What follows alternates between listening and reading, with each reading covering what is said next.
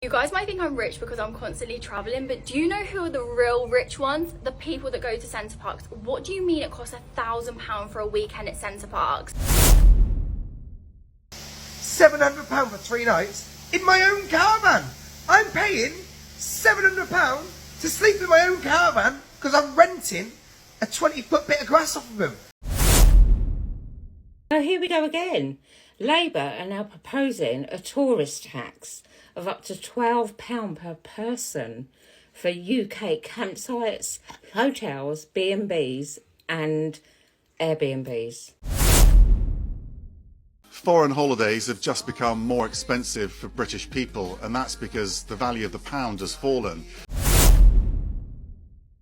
Thinking of going on holiday but scared to check the prices? You're not alone. From flights to hotels to transport, even getting away feels stressful nowadays.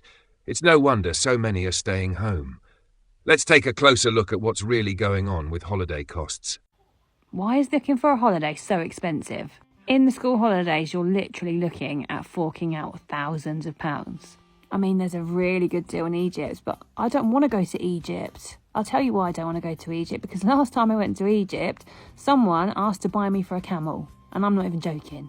Also, when I go to Egypt, I get the vibe that the women absolutely hate me. I have no idea why, but that's the vibe I get. Don't really want to take my kids to a place where the men are asking to buy me for camels and the women don't like me. I've looked at Centre Parks. I mean, that looks amazing. The activities look brilliant for the kids. But the prices, guess what? They have hiked them up 3 times, almost 3 times the price, just because it's in the holidays. And I'm not being funny, I just don't want to stay in a wooden hut for £3,000 that's got a hot tub that everybody and their dog's been in, if you get what I mean. I've looked for hotels and flights separately. I've gone on to EasyJet. I've found some brilliant deals, like they're absolutely fantastic. 30, 40, 50 quid a flight. School holidays, what have they done? They've hiked them up about 3 times the price. How are they even allowed to do this? Anyone feel like you're just working to live in this country? Might be lucky if you can buy yourself like a pair of trousers or a new pair of shoes. But apart from that, you're just paying bills, bills and more bills. And to be able to save some money for a holiday, unless you've got some majorly well-paid job, you're probably not going to be able to do that. How the fuck do people afford to go to Butlins? £700 for 3 nights in my own caravan. I'm paying £700 to sleep in my own caravan because I'm renting a 20-foot bit of grass off of them and paying for a little bit of their electric. Not only that, so not only am I paying to rent a little bit of land to sleep in my own caravan, did I mention it's my own caravan? I'm then paying for passes, I'm paying for the activities, because you can't go there with your kids and not do the activities. It is literally cheaper to go abroad than it is to go on a holiday in my own caravan to Butlins. I don't understand fucking how people can afford it.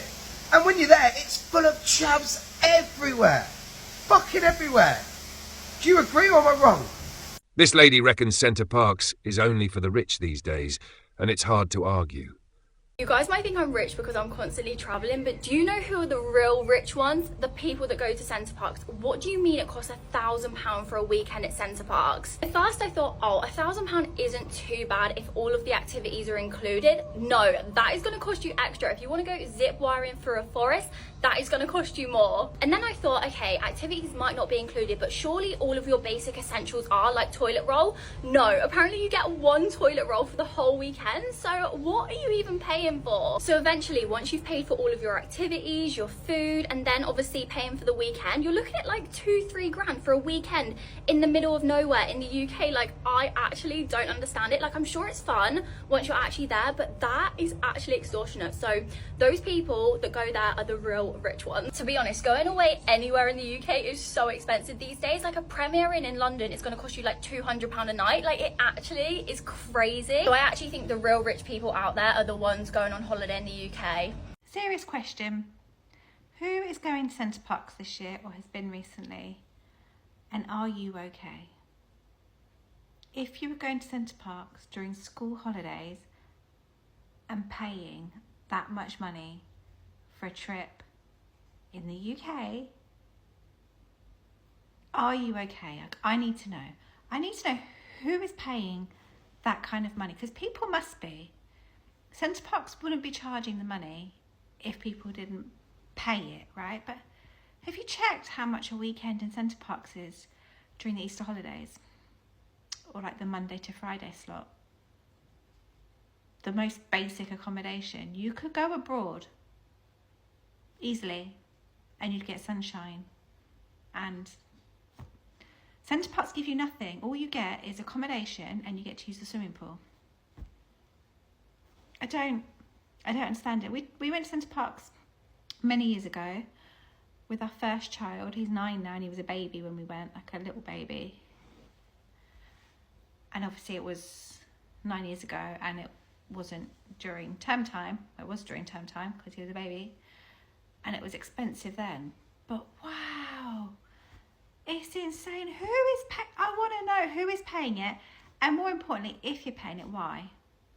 What is it that's so special about Centre Parks that makes you think, I'm going to spend thousands of pounds on 4 days away? Explain it to me. I don't get it. I do not get it. Apparently there's a new tax in town, £400 just to go on holiday. Is this fair or another way to rinse people trying to get a break? You will be taxed to go on holidays with a ridiculous amount of money. So let me tell you. As you know for sure that the UK is going downhill. Even the government, the Labour Party, has confirmed it again. So they have announced a significant tax change affecting people who go on holidays. So it's called air passenger duty and it will rise by 15% on most flights. So this means a family of 4 flying to a destination like, let's say, Florida, could face an APD tax of £408 extra. Like if you go into Australia, for example, that would be an extra £424 in taxes. Let's just make it simple. Let's say a family of 4 wanted to travel to Spain. That would be an extra £80 to £100 or even more per holiday. This hike unfairly burdens working families and could hinder the travel industry's recovery. I find this ridiculous. How much more are we going to get taxed? It just seems like it's just tax after tax after tax, and it's making it so hard for working families, average families, just to get on month by month or just go to even a simple holiday. Like literally, what is going on in the UK? Like, it's becoming unbearable. Like, yeah, I can't, yeah. Brian, is this our vacation? Yeah, Oh. Are we trash? kinda. Oh. This lady is talking about a tourist tax just to camp per night. It's no wonder people are rethinking holidays when even sleeping in a tent comes with a bill. Good morning. So here we go again. Labour are now proposing a tourist tax of up to £12 per person for UK campsites, hotels, B&Bs and Airbnbs. This is ridiculous. UK travellers may now face an added cost on each person, up to £12. So if you're camping a family of 4, that's another £48 on top of your holiday per night. Per night. This proposed tax could potentially generate an estimated £1 million annually. Do they not see that it could be from anything, apparently, from £1 a person at a campsite to £15 per person in a luxury 5-star accommodation? Do they not see all they're going to do is stop people holidaying in the UK? Do they think we're loaded? You know, most families do a camping holiday because it's a cheap way of taking the children away and you can enjoy it, you can have fun. But now you're going to have an added tax per head. It's ridiculous. Rachel Reeves is just, every way she can get a penny out of us, she's doing it. And I wouldn't be willing to pay that. You know, if I'm on a campsite, usually you just pay a standard flat fee. Now you can have extra per head. Honestly, look it up. I think it's disgusting. What are Labour doing to us? A proposed tourist tax of up to £12 per head per night. Per night. Not even for a week or 14 days. It's per night. Honestly, they're fucking us over. They really are. It's a joke. Anyway, that's my rant for today. See you later. Bye. Get ready with me for bed while I tell you how me and my friends nearly just got scammed £990 to cancel our holiday. So let's run it back a bit. In about, I think it was January time, we decided that we wanted to, go on a girls' holiday, but we didn't want to go somewhere hot because we're going to do that next year. We wanted to go to Paris, just for a few days, nothing big, literally just to do tourist things. And because only one of us will be 18, at the time we go in October, we decided to go to a hostel. But it's not a really awful hostel. It's really, really nice. We looked into reviews and everything, and it's literally so nice. So I think the hostel was about £130 something each, but we decided that we will go on booking.com and buy it all in one, so the whole hostel and the flights all at the same time. And it all was going really well. It was good, but it was 5 of us that's going. There's 5 of us. It was all really good. It was just, yeah. Everything seems really good and legit. And this wasn't a last minute thing. We booked this, we looked into it so much before booking it. Anyway, we booked it and we got this payment plan, and it said we needed to pay £50 deposit, so we did. So we booked it, everything was alright, until the next day. So I was checking my emails the next day, and I saw that the airport we fly into is not the same as the airport we fly out of, and it's actually an airport out of Paris. So obviously I was trying to think of ways of how I'd get out to this airport, because obviously I'm British, I don't know the transport in Paris or anything like that. And for a while we decided we were just gonna wait until a little bit closer to the time and get a flight from the airport that we land in. Until me and my mum were looking, and it was just not worth it. All the flights were in the morning, so we'd be there for a day, and it was just honestly not worth it. So we decided we'd cancel it. And this website is called lastminute.com, even though we booked it on booking.com, so I don't know how that works. So it turns out we couldn't cancel it on the website or anything. We had to ring them up, and I was, what? So me and my mum rang them today, and it took us about 5 tries to get them to answer. So when they answered, we told them we were going to cancel it and all this stuff. And then my mum was like, I'm going to go check and see if you have to pay a cancellation fee, which I thought would be £20. So we went on hold again for another 20 minutes. And the woman comes to the phone and says the cancellation fee will be €1,150 to cancel a holiday that cost us £350 each. And they wanted us to pay £990 to cancel it. Bearing in mind, we knew we weren't going to get the money back for the flights, which we were fine with, but we paid extra to get a refund on the hostel. And my mum was saying to this woman, she was like, are you sure? Is that actually true? She was like, yeah, you've got to pay that much if you want to cancel it. This woman was so rude, by the way. And we said, all we want is the money back for the hostel. That's it. And obviously we're not going to pay £990 each. So now... Foreign holidays are getting pricier for Brits thanks to the falling pound. Meanwhile, our American pals are probably flying over here thinking it's a bargain break. Foreign holidays have just become more expensive for British people, and that's because the value of the pound has fallen. You have to pay more to buy euros, but especially dollars. The pound against the dollar is at a record low. It does also mean, though, that there'll probably be more tourists in the UK because travelling to the UK has suddenly become cheaper. People are so funny. I just booked a ticket to London and someone's like, wow, you're so rich. It's $300 to fly right now from New York to London. I mean, I'm an economy delight, but on Virgin, you guys, open your eyes to the world. It's not cheap, but it's chill. You know what I mean? It's not expensive. A mum gets fined just for taking her child on holiday. What kind of country charges you for spending time with your own kid? What do you reckon? Is this fair or too much? So I've received not one but 2 penalty notices for taking my child out of school during term time.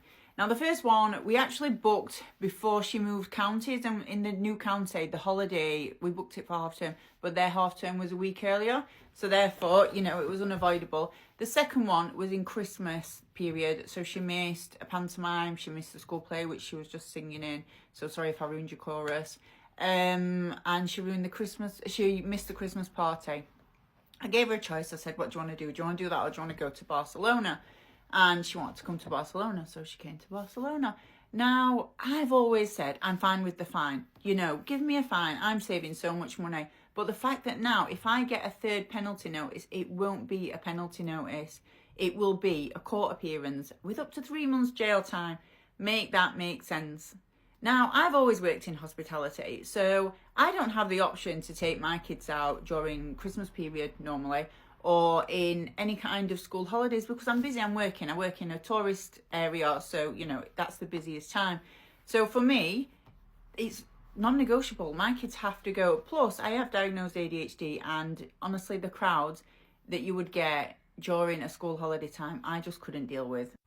No other country does this, but for now I have 2 options because we do have 2 more holidays booked this year. You know, kids are not kids for very long. My 15-year-old now has got no interest coming on a holiday with us. Took him to Orlando in July. He stayed in the room 90% of the time. So, you know, I'm going to make the most of taking my child away while I can, while she's still young, while she still wants to come, you know, and I'm not going to change my mind on that. So I have 2 options. I can either homeschool her, which is probably the route that I'm going to go down, or I can lie and say that she's poorly, which is not fair to my child to put that pressure on her to go back to school and have to lie about an illness. But I just feel like it's ridiculous in this country. So my son's school are currently taking their year 10s skiing. But if I did that, I can get a criminal record. I'm breaking the law. Make it make sense. My daughter's school, they're going on a residential trip down the road for 4 days in school time. Again, if I did it, I'm breaking the law. This country is an absolute arse, and I cannot wait to get the hell out of here.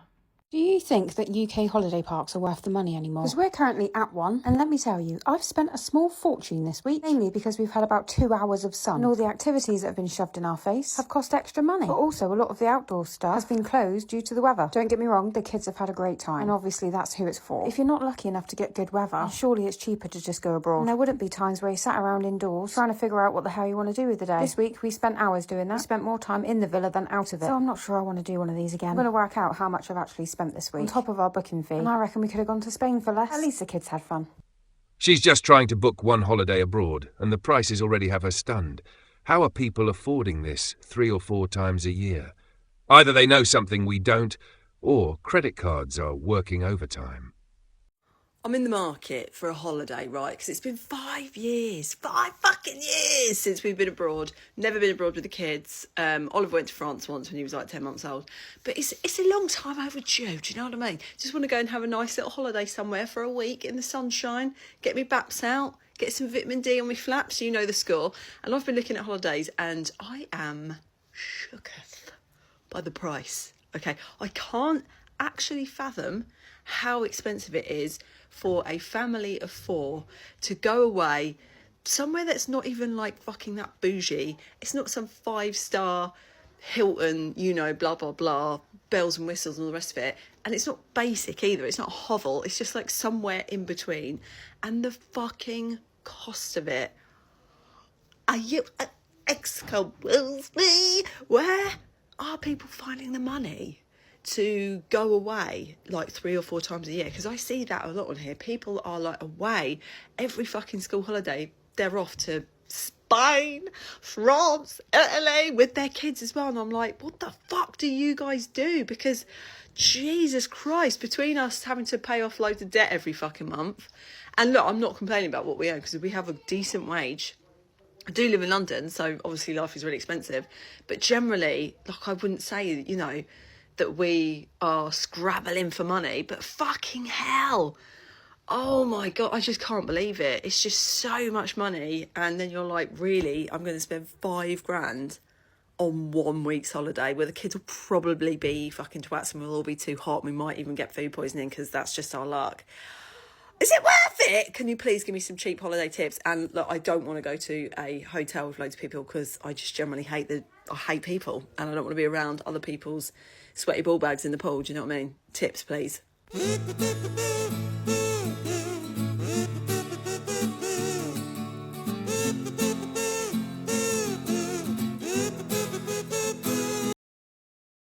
This tourist's hotel room was so small, they probably had to step outside just to stretch.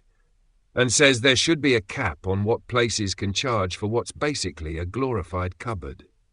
What is this, a hotel room for ants? I paid £120 or about 150 USD for this room in London. This is it. This is the entire hotel room. A small bathroom and a bed wedged up right next to the shower. I have to climb over my suitcase to even get to the other side of the room because there's nowhere to put it.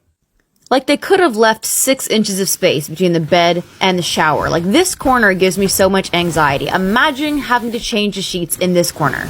I have had walk-in closets bigger than this. I have grown the devil's lettuce in tents bigger than this. I have seen bathrooms bigger than this. I have been in change rooms in the mall bigger than this. I have been detained in airport security in cubicles bigger than this. We need to establish a cap for how much you can charge per square foot of a hotel room. There needs to be something that stops this from happening, because if this had been 50 USD a night, I probably could have managed to be like, okay, that's a reasonable price point. But 150, that's a bit much.